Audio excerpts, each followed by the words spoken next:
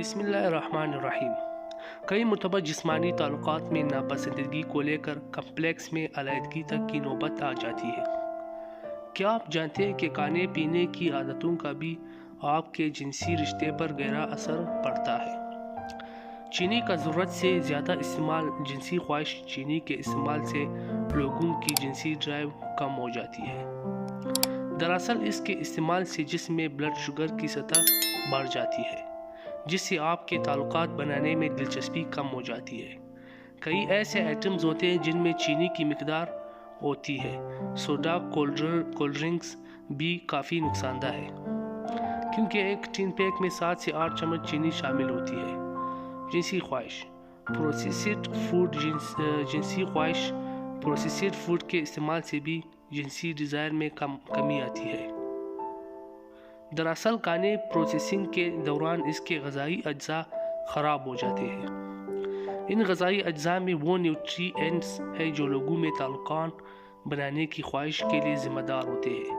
ناقص بسکٹ، ناقص بریڈ اور کوکیز ایسی میں آتے ہیں، اس لیے ہمیشہ اعلیٰ معیار کی کمپنی کی پروسیسڈ فوڈ استعمال کریں۔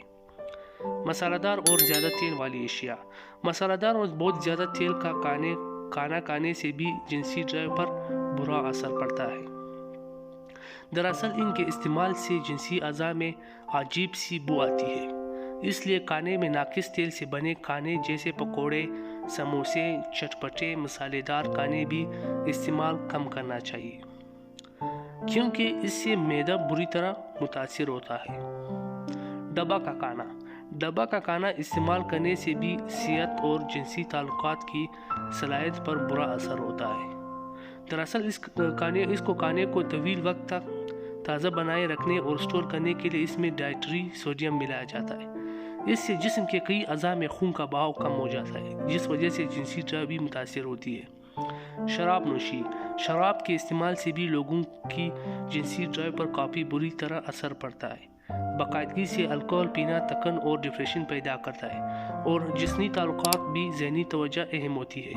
اس بات کے شواہد موجود ہے کہ الکوہل دماغ کی کیمیائی حالت میں تبدیلی پیدا کرتی ہے، جس سے ڈپریشن کا خطرہ بڑھ جاتا ہے، اور ڈپریشن میں جنسی عمل ناممکن ہے۔ جزاک اللہ۔